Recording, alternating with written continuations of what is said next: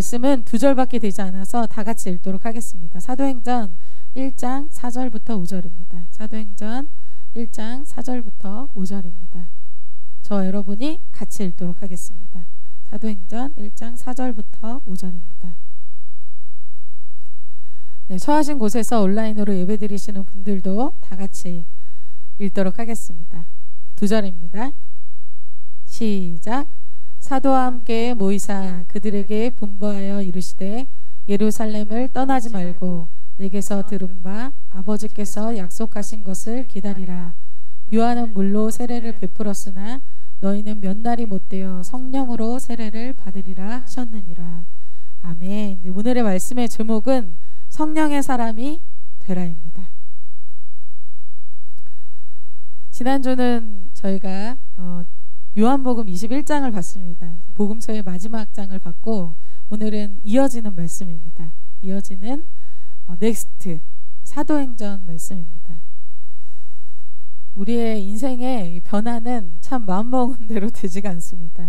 여러분 참 1월이 지났는데 1월 한 달간 혹시 이렇게 마음먹은 대로 잘 됐나요? 만약에 우리가 정말 마음먹은 대로 되었다면 아마 서점에 자기계발서나 아니면 인생에 대한 이 깊은 심오한 내용을 담고 있는 책들이나 아니면 정말 인생에 정말 너무나 이거 풀어지지 않는다, 책으로도 되지 않는다, 이 상담사를 찾아가서 상담소에서 나의 인생에 대해서 털어놓는 어떤 그런 상담사들, 상담소 이런 것들이 아마 진작에 현존하지 않았을 것입니다. 그런 책들이나 그런 센터나 그런 사람들이, 그런 직종이 아예 없어졌을 거예요. 그만큼 우리의 인생을 참 변화시키기는 어떤 책으로나 또 사람으로나 그런 것으로 되지가 않는다는 것이죠. 근데 만약에 여러분들의 인생에 만약에 정말 이렇게 나의 인생에 역전의 역사가 일어나는 어떤 일이 생긴다면 여러분 그 인생은 어떤 인생일까요? 여러분 말로 대박난 인생이겠죠. 정말 특별한 인생, 정말 특권을 받은 인생이 될 것입니다. 그런데 그런 것들을 지난 시간 여러분 우리 기억이 안 나시죠? 너무 오래되셔서 저도 원래 잘 기억을 못합니다. 제자들에게 그런 일이 일어났습니다. 복음서에서 자기가 변화될 수 없는 인생이 어부와 세리였던 그들이 예수 그리스도를 만나서 인생이 완전히 180도로 변화됐어요.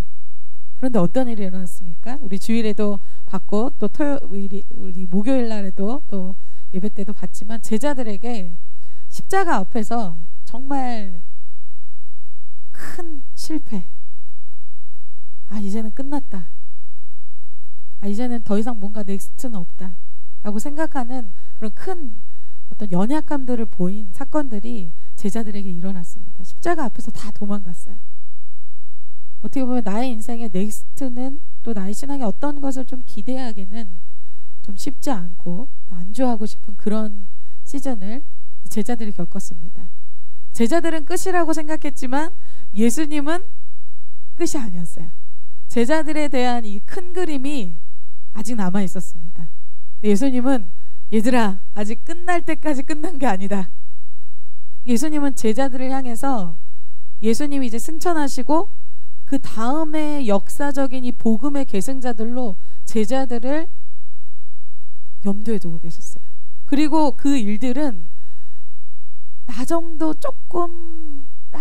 하는 정도 아니면 나보다 조금 못하게 하는 정도가 아니라 예수님이 제자들을 향해서 꾸신 그 꿈과 그 인생에 대한 그 그림은 예수님보다 더 놀라운 일, 더 큰 일을 하는 것이 예수님이 제자들에게 그린 그림이었습니다. 그건 제 말이 아니라 요한복음 14장 12절에 그렇게 말씀하고 있어요. 요한복음 14장 12절에 이렇게 말씀하고 있습니다. 내가 진실로 너에게 이르노니 나를 믿는 자는 없군요. 제가 읽을 테니까 여러분 들어보세요. 내가 진실로 너희에게 이르노니, 한 번 얘기하신 게 아니라 이거 진짜야. 진실로 너희에게 이르노니 나를 믿는 자는, 제자들뿐만 아니라 예수 그리스도를 믿는 자, 여러분도 저도 나를 믿는 자는 내가 하는 일을 그도 할 것이요 또한 그보다 큰 일도 하리니 이는 내가 아버지께로 감이니라. 이렇게 말씀하고 있어요. 아멘이 안 나오는 거 보니까 안 믿겨지시는 것 같은데 제자들에게 이것을 요한복음에서 갑자기 버벅이기 시작했어. 요한복음에서 제자들에게 예수님이 말씀하신 거야. 그래서 여기 말씀하신 것은 믿는 자들, 예수 그리스도 제자뿐만 아니라 믿는 자들에게 이런 일들이 일어날 것이다. 나보다 더 큰 일을 행하는 것을 주님의 제자들을 향해서 사실은 그림을 그리고 있다.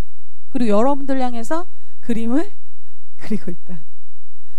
그런데 중요한 것은 제자들조차도 그 그림을 받아들이기는 좀 힘들었습니다. 왜? 제자들이 너무나 실패했어요. 그런데 놀라운 것은 여러분 사도행전에 가서 이 제자들이 정말 이 예수님의 말씀대로 되어집니다.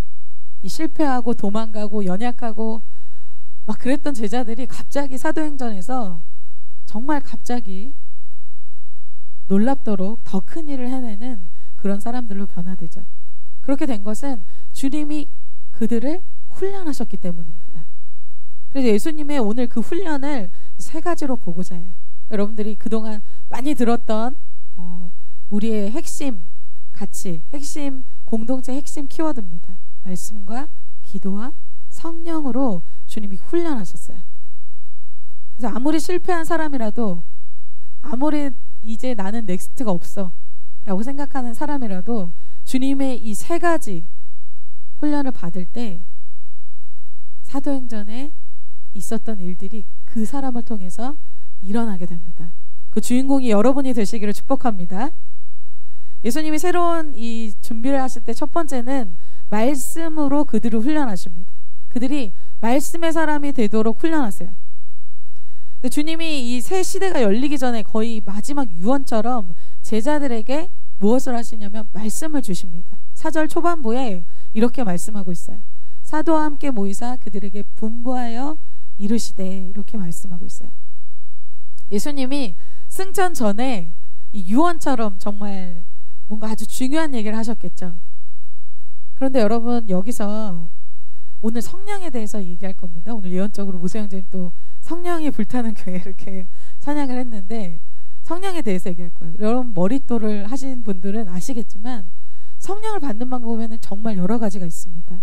그래서 사도행전에 보면 이 사도들이, 제자들이 안수해 줄 때 성령이 임하기도 하고, 또 찬양할 때, 또 말씀을 베드로가 전할 때 성령이 임하시는 것은 좀 여러 가지입니다.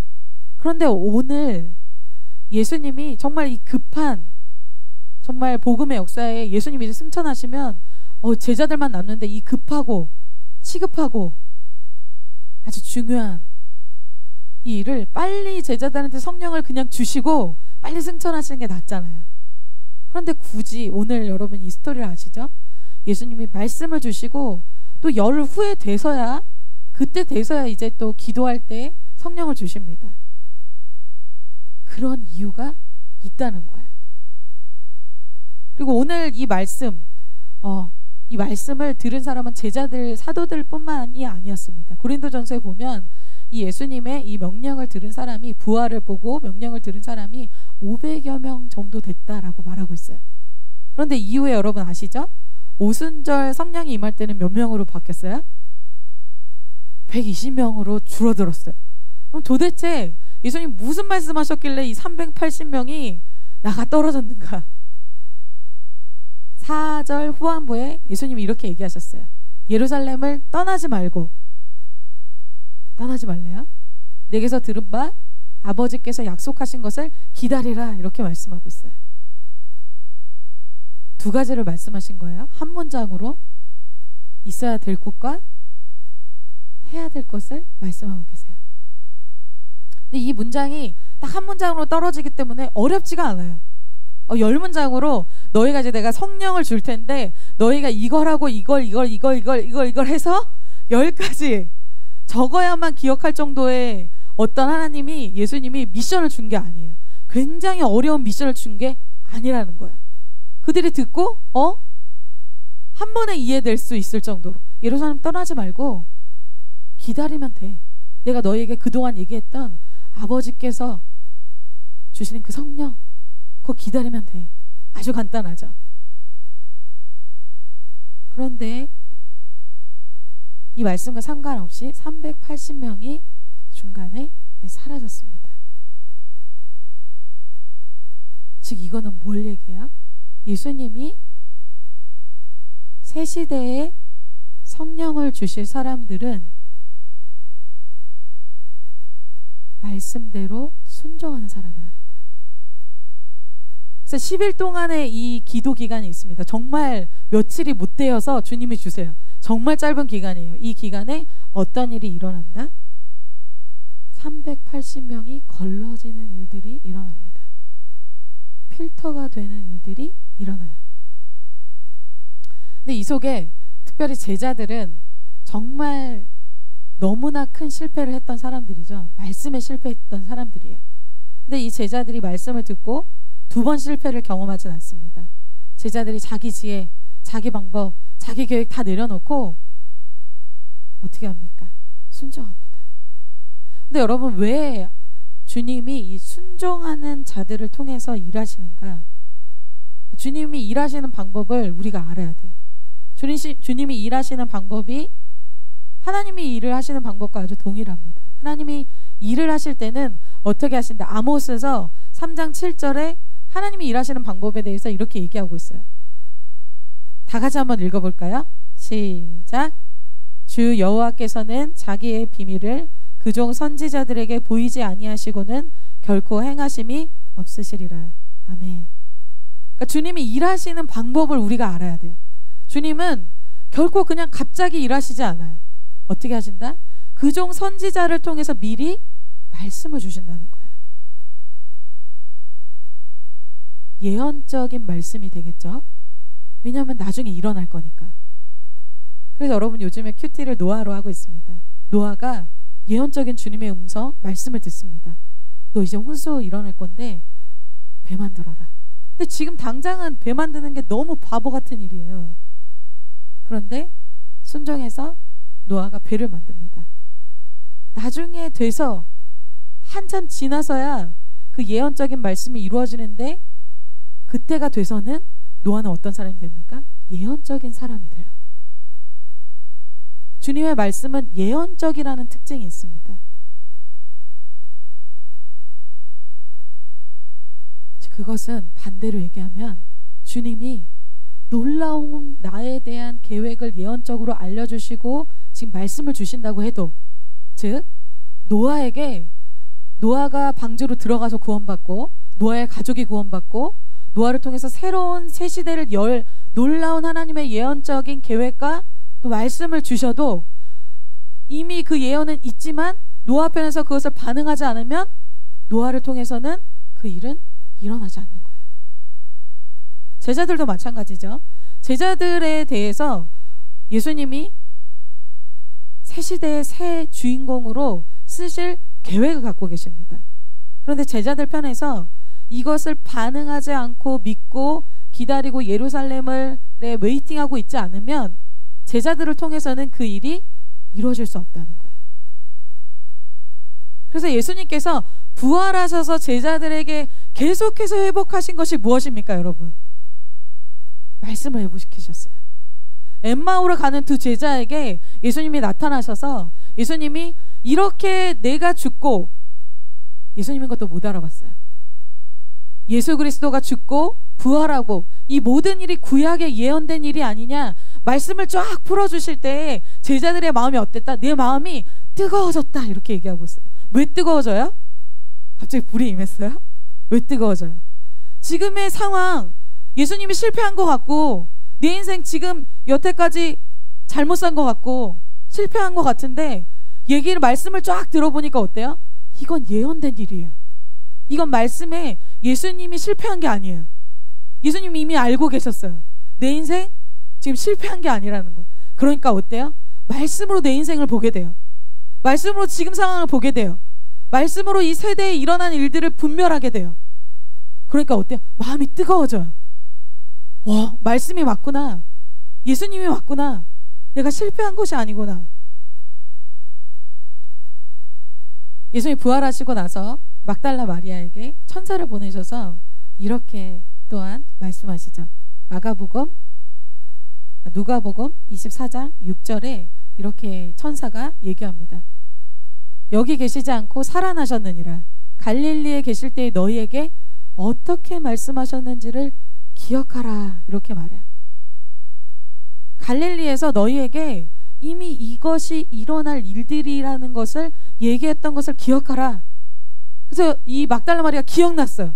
막 달려가서 사도들에게, 이 11사도에게 얘기했습니다. 예수님이 그때 말씀하신 것과 같이 지금 부활해서 살아나셨다. 사도들이 어떻게 해요? 믿지 않았어요. 무슨 얘기야 지금? 예수님이 십자가에서 죽었는데 다시 살아나셨다고? 예수님이 부활하셔서, 또 예수님이 제자들하고 같이 있을 때도 마찬가지셨지만, 예수님은 제자들에게 너 왜 이렇게 연약해서 나와 함께 십자가를 못 졌냐? 그것을 책망하신 적이 한 번도 없어요. 그런데 예수님이 책망하시는 게 있어요. 제자들한테 부활하셔서 왜 내가 이미 얘기한 그 말을, 또 그 막달라 마리아를 통해서 한 말을 너희가 믿지 않냐? 믿지 않는 것으로 인해서 예수님이 아주 완악한 마음이라고 아주 강하게 책망하셨어요. 우리는 어떤 걸 책망할 것 같아요? 너 왜 이렇게 연약해? 너 왜 이렇게 십자가 못 져? 근데 예수님이 말씀을 믿지 않는 것에 대해서 강하게 책망하십니다. 왜? 하나님은 말씀으로 일하시는데 말씀을 믿지 않으면 nothing, 아무 일도 안 일어난다는 거예요. 그래서 예루살렘 떠나지 말고 기다려라, 기도하라 말씀을 주셔도 380명에게는 그 말씀이 남아있지 않아요. 그럼 남아있지 않다는 뜻이 뭐예요? 흘러 떠내려 갔다는 거예요. 아마 자신이 중요하다고 생각했던 일, 또 자기가 원하는 일을 그 기간에 했겠죠. 놀랍고 또 스펙이 되고 훌륭한 선한 일, 남에게 좋은 일, 남을 감동시키는 일 될 수도 있습니다. 그러나 주님이 하라는 그 일은 아닌 것이죠. 그러는 동안 그들에게는 하나님의 계획이 떠내려갑니다. 그게 무슨 뜻이에요?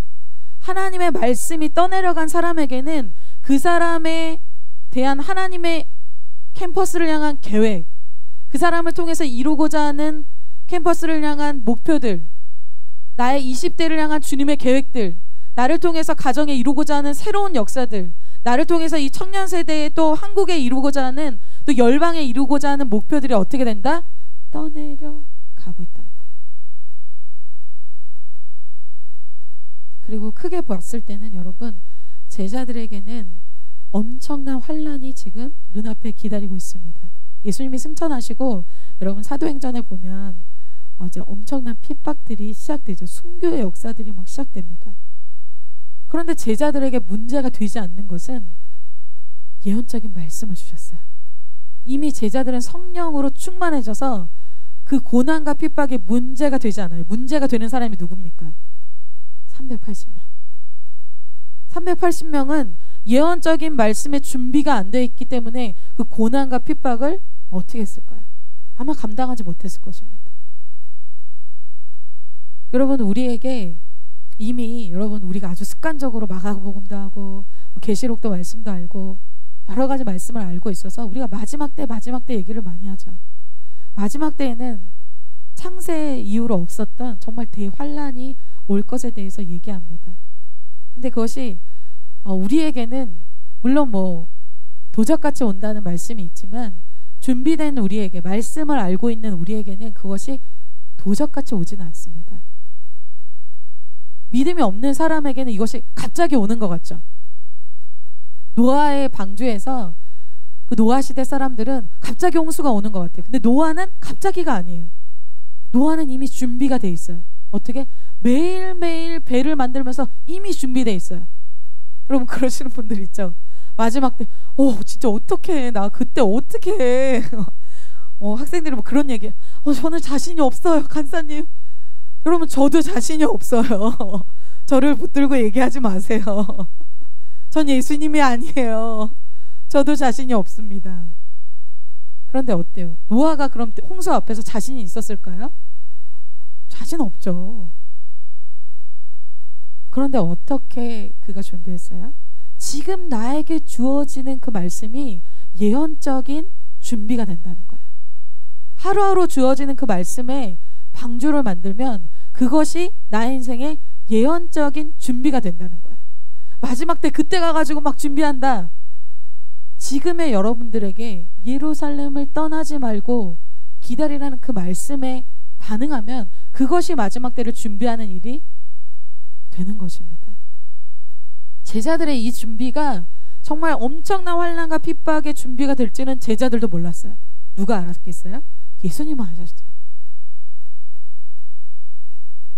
그래서 여러분, 한마디로 말씀에 대한 그 반응이 우리의 인생을 결정합니다. 그래서 말씀으로 두 인생이 나뉘어지는 거예요. 말씀에 패배하면 나의 인생에 패배가 오게 됩니다. 즉 말씀에 패배한 사람이 누구예요? 구약에서 사울 왕이죠. 사울 왕은 은혜로 정말 자기 인생에 제자들이 사도가 되는 것처럼 정말 놀라운 은혜를 받았습니다. 그런데 그가 왕이 되고 나서 교만하셨어요. 자기 위에 계신 왕의 말씀대로 하지 않아요. 왕의 이야기를 듣지 않습니다. 자기 위에 왕 대신 하나님의 이야기를 듣지 않게 되자 나중에 사무엘을 통해서 사울 왕에게 하시는 말씀이 그거죠. 왕이 여호와의 말씀을 버렸으므로 여호와께서도 왕을 버렸다 말하고 있어요. 뭐라고 얘기합니까? 여호와의 말씀을 버렸기 때문이라고 얘기해요. 우리는 둘 중에 하나를 선택해야 됩니다. 나의 계획과 내가 원하는 것을 버리든지 아니면 말씀을 버리든지 두 가지 중에 하나입니다. 중간은 없어요. 내가 말씀 지키면서 내 계획, 내 방법, 내가 원하는 거 하고 있어요. 아니에요, 여러분. 둘 중에 하나입니다. 근데 오늘 주님은 자기의 어떤 계획, 자기의 원하는 소욕을 버리고 주님의 말씀을 따라가는 순종하는 자들을 120명을 성령을 부으십니다. 사도행전 5장 32절에 이렇게 얘기하고 있죠. 하나님이 자기에게 순종하는 사람들에게 주신 성령도 그러하니라 하더라. 이후에 성령을 받고 나서가 설명을 하면 더 아주 쉽습니다. 이후에 성령을 받으면 사람들이 그렇게 생각해요. 내가 성령을 받으면 갑자기 어벤져스처럼 능력이 임해서 이제 내가 할 수 있는 모든 것을 할 수 있을 거야. 난 이제 두려워지지 않고 모든 걸 할 수 있어. 그것이 아닙니다. 성령을 받고 난 후에 제자들은 성령의 음성에 민감하게 되죠. 하나님의 음성, 하나님의 말씀에 민감하게 됩니다. 자기 능력으로 자기가 하고 싶은 일을 자기 힘으로 하는 것이 아니라 하나님의 뜻을 성령께 받아서 그것을 이 땅 가운데 행하는 사람이 바로 제자들이었습니다. 그래서 하나님의 사람은 자기의 어떤 명철한 그 브라이트한 이 브레인을 가진 사람이 아니라 말씀이 떠내려가지 않고 자신 안에 남아있는 그 사람을 주님이 사용하신다는 거예요. 여러분이 그 주인공이 되시길 축복합니다. 그 말씀을 듣고 순종한 이 120명이 예루살렘으로 가서 두 번째 기도하게 되죠. 주님이 기도로 그들을 훈련하기를 원하셨습니다. 예수님의 이 말씀을 하시고 예수님은 승천하셨어요. 그리고 제자들은 예루살렘에 가서 120명이 같이 모여서 기도했습니다. 사도행전 1장 14절에 이렇게 얘기하고 있어요. 여자들과 예수의 어머니 마리아와 예수의 아우들과 더불어 마음을 같이하여 오로지 기도에 힘쓰더라. 오로지 기도에 힘썼다는 것은 기도만 했다는 거예요. 다른 것을 했다는 내용이 나오지가 않아요.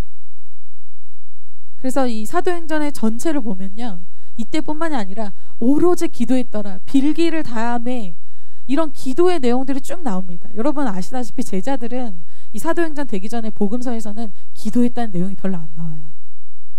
그래서 기도하지 않은 제자들과 기도한 예수님의 아주 극명한 차이가 이 마가복음에 나오죠. 그것이 뭐였습니까? 이 벙어리 귀신 들린 아이를 데리고 왔을 때 아주 극명하게 나타나죠. 벙어리 귀신 들리는 이 아이가 거품을 불고 물과 불에 막 던져지는 일들이 있었습니다. 그때 9명의 제자에게 이 아버지가 이 아이를 데리고 왔는데 고치질 못했어요. 제자들이 너무나 창피했겠죠. 예수님이 고치셨어요. 예수님이 고치시고 나서 제자들이 물어봅니다. 예수님, 저희는 왜 못했습니까? 근데 여러분, 그때 예수님이 제자들한테 너희는 원래 그런 거 못해. 나만 해. 여러분, 이게 재밌으시죠? 그러니까 너희는 할 생각을 하지 마. 이거는 나만 할 수 있는 거야. 너희는 그런 생각 하지도 마. 그렇게 말씀하시지 않았어요. 예수님이 너희가 안 하는 것이 있는데 이거라면 너희도 이것을 행할 수가 있어. 이 말씀을 잘 아시죠? 마가복음 9장 29절을 다 같이 한번 읽어볼까요? 시작.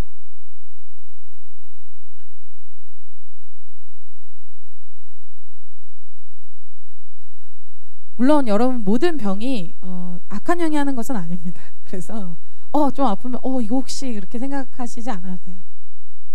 바이러스로 인한 어떤 연약함으로 인한 질병도 있습니다. 그러나 이런 종류는 뭐예요? 악한 영.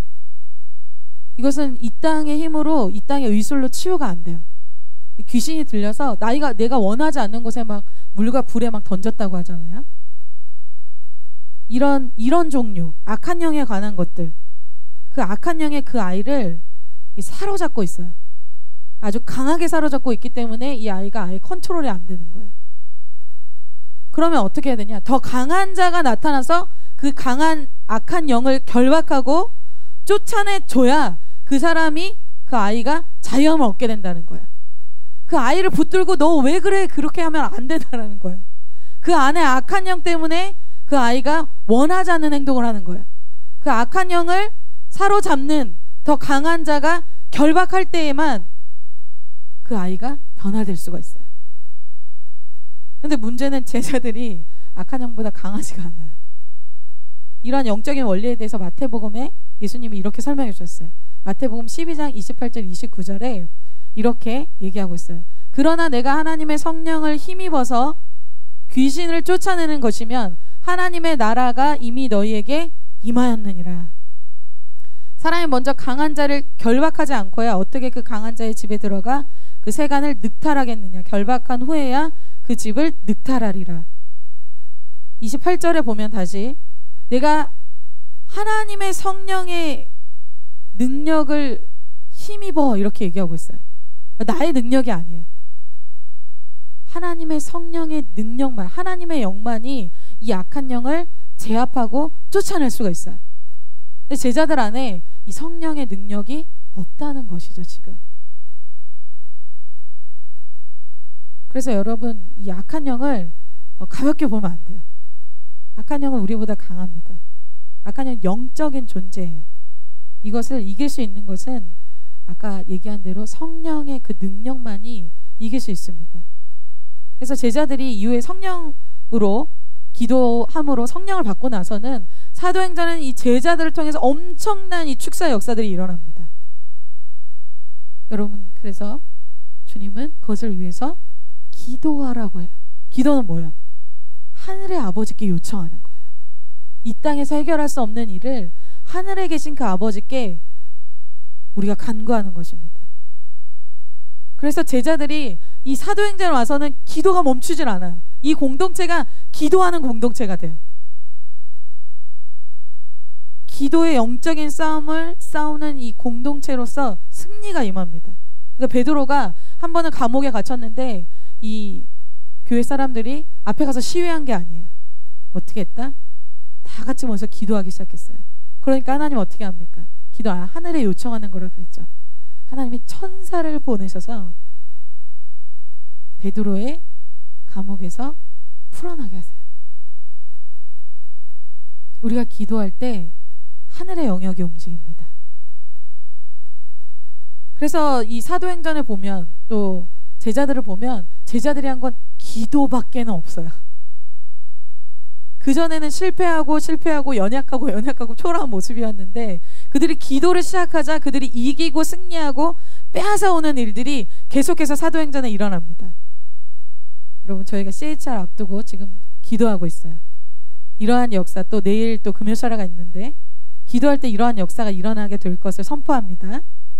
저 너무 기대하고 있어요.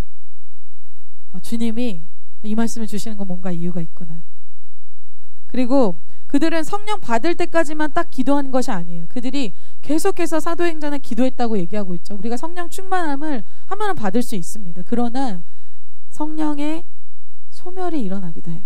그런데 이들이 성령 충만을 받고 계속해서 기도하자 그들에게 계속해서 새로운 일들이 일어나요. 반대로 여러분, 우리에게 우리 내 내면에 그리고 나의 삶에 새로운 일이 멈췄다.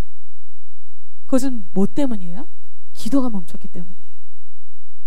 사도행전에 기도를 계속하자 그들에게 계속해서 귀신이 나가는 일, 악한 영이 나가는 일, 치유가 필요한 일, 이 모든 것들의 응답이 막 되기 시작합니다. 그리고 이 외적인 어떤 보이는 것뿐만 아니라 내적인 이 마음의 변화도 일어나요. 그들이 자기의 물건을 자기 거라고 얘기하는 사람이 없이 통용하기 시작했어요. 마음의 속사람의 인격이 바뀌기 시작했어요.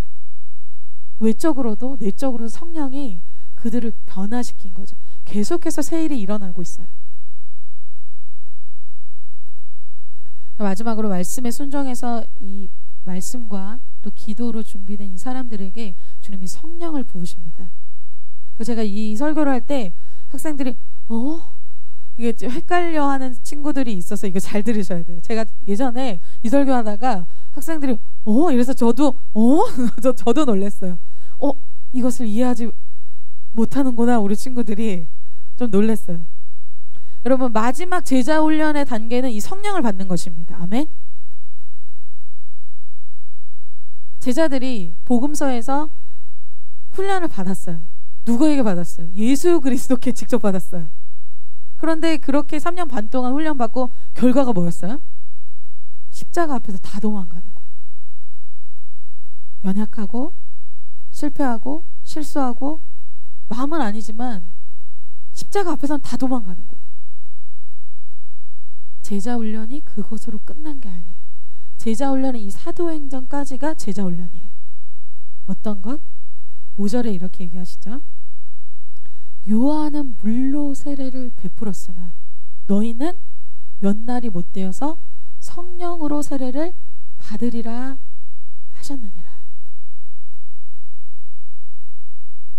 여러분, 원래 요한의 물세례는 뭡니까? 회개죠. 그래서 여러분, 요한의 물세례, 거듭남, 그 니고데모는 이거를 경험한 적이 없어요. 자, 니고데모는 모태신앙이었어요. 성경도 많이 알고 심지어 가르치는 사람이었어요. 그런데 니고데모는 무엇이 없었냐? 천국에 갈 확신이 없어요. 왜?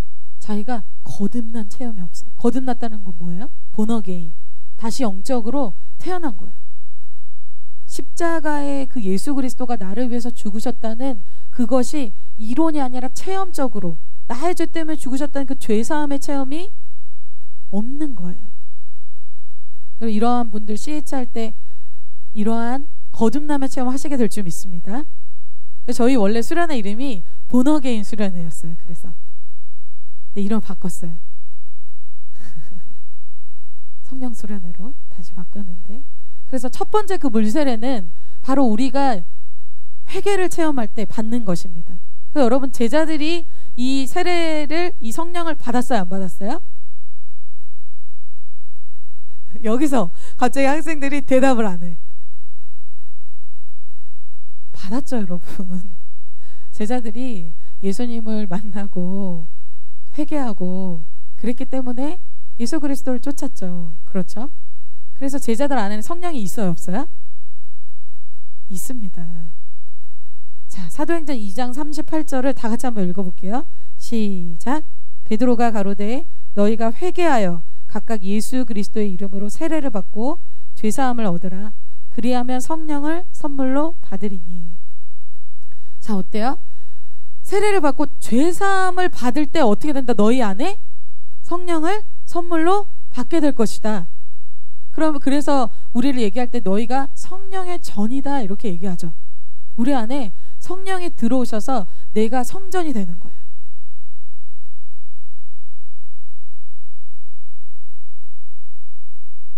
그래서 제자들은 이 회개를 체험하고 성령을 이미 갖고 있던 사람들이에요. 그럼 뭐지? 지금 계속 의문. 예수님이 그것을 확실하게 알 수 있는 것은 제자들이 와서 이 불세례를 제가 설명할게요. 예수님이 부활하셔서 제자들에게 두려움 가운데 있는 제자들에게 찾아오셔서 숨을 내쉬면서 제자들에게 이렇게 얘기하시죠. 성령을 받으라 이렇게 얘기하세요. 제자들 성령 받았는데 왜 다시 성령을 받으라고 얘기하시지? 그 성령은 거듭남을 위한 성령이 있고 주님의 증인이 되기 위한 이 권능을 위한 불세례가 있다는 거예요. 그래서 예수님이 지금 5절에 얘기한 요한은 물로 세례를 베풀었어. 그것은 첫 번째 성령님이죠. 두 번째는 너희가 몇 날이 못 되어서 성령으로 세례를 받는 것은 불로 세례를 받는 것을 말합니다. 이 성령은 왜 받는 거야? 거듭남을 위해서 받는 것이 아니라 증인이 되기 위해서. 내가 십자가 지고 싶고 증인이 되고 싶은데 그럴 능력이 없는 제자들을 위해서 권능을 부어주시는 세례라는 거야. 마태복음 3장 11절 그것에 대해서 이렇게 얘기하고 있어요. 나는 너희로 회개케 하기 위하여 물로 세례를 주거니와. 아까 물세례, 거듭남을 위한 성령, 내 뒤에 오시는 이 예수님이죠. 나보다 능력이 많으시니 나는 그 신을 들기도 감당치 못하겠노라. 그는 성령과 불로 너희에게 세례를 주실 것이다. 이렇게 말씀하고 있어요. 그래서 예수님의 십자가를 경험한 사람, 죄사함을 경험한 사람은 이제 마지막 제자 훈련의 단계로 무엇을 경험해야 됩니까? 성령과 불로 세례를 받는 것을 경험해야 된다는 거예요.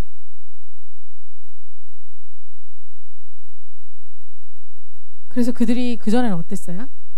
사도행전 전에, 기도하기 전에는 그들이 죽어야 할 때 못 죽는 거야. 십자가 져야 될 때 다 도망가는 거야.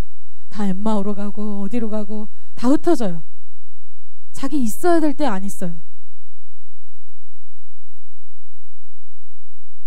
제자들의 본심은 그런 것이 아니죠. 능력이 없어서 그런 거예요. 그래서 여러분 막 선포하잖아요. 정과 이 욕심을 십자가에 못 박을 것 선포합니다. 그 계속 넘어지잖아요. 제자들이 그랬다는 거예요. 경건의 모양은 있는데 능력이 안 나타나요. 그런데 오늘 이 제자들이 기도할 때 오순절날 성령이 임할 때 여러분 제자들에게 어떤 일이 일어납니까? 그 무능력하고 겁이 많고 정말 계속 실패했던 그 제자들이 갑자기 돌변했죠. 능력이 임했어요. 베드로가 설교를 시작했는데 베드로가 여러분 어부였죠. 정통 이 성경을 공부한 그런 바리새파 사람이 아니었습니다. 베드로가 구약부터 완전히 성경을 꿰뚫어서 설교를 하기 시작하는데 설교도 되게 길어. 이 바리새인과 서기관들이 듣는데 놀랐어요. 그래서 성경에는 이 학문이 없는 범인으로 알았다. 범인은 뭐예요? 보잘것없는 천한 사람으로 알았는데 설교를 들어보니까 구약부터 쫙 꿰뚫고 있는 거예요. 너무 놀랐어요. 그러니까 일시에 3,000명이 구원받고 5,000명이 구원받는 일들이 막 마구 일어나기 시작해요. 그리고 내가 예수 이름으로 말하지도 말고 전하지도 마, 가르치지 마, 위협했어요. 요한과 베드로를 겁박했습니다. 과거에 베드로가 어떻게 했어요? 너무 두려워했죠. 나 죽으면 어떡하지? 베드로가 요한과 같이 내가 너희 말 듣는 것이 하나님 말 듣는 것보다 옳으냐? 나는 보고 들은 것을 증거하지 않을 수 없다. 담대하게 나가서 어찌 됐든지 복음을 전합니다. 근데 여러분 가끔 그렇게 생각할 때 내가 좀 노력을 안 해서 그래. 이번에 조금 더 노력해보자. 조금 더 뭔가 해보자. 내가 노력을 안 해서 그런 걸 거야. 여러분 베드로 말고 기 잘났습니다. 어부인 사람이 칼부림으로 말고기까지 잘랐어요. 여러분 지난주에 저희가 나눴죠? 그런 문제가 아니라는 거예요. 근본적인 변화를 주님이 주길 원하신다는 거예요. 그것이 무엇이냐?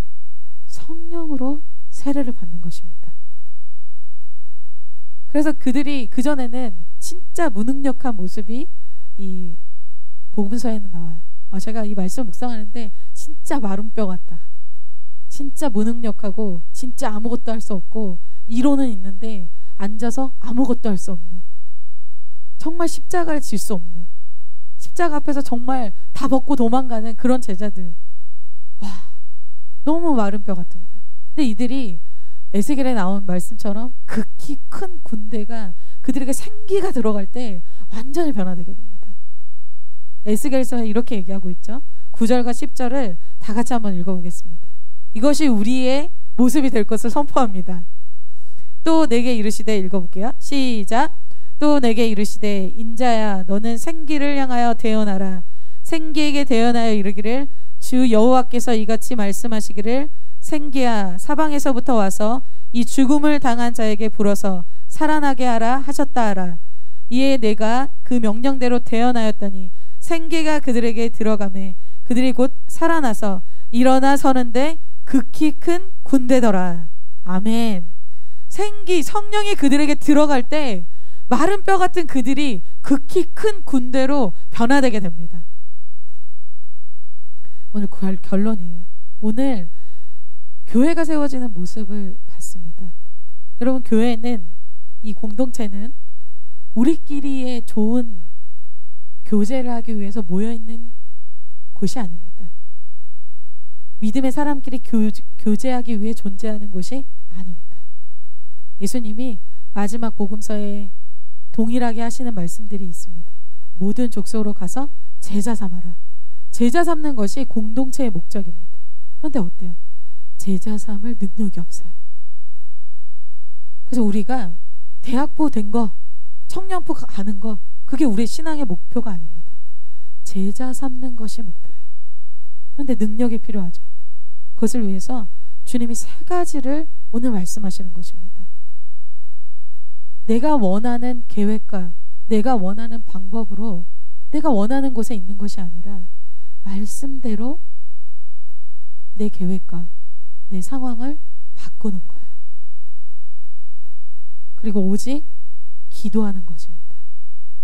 그렇게 될 때 그 사람에게 주님이 성령을 부어주셔서 성령의 사람으로 준비되어집니다. 그 사람을 통해서 새 역사를 주님이 이루시죠.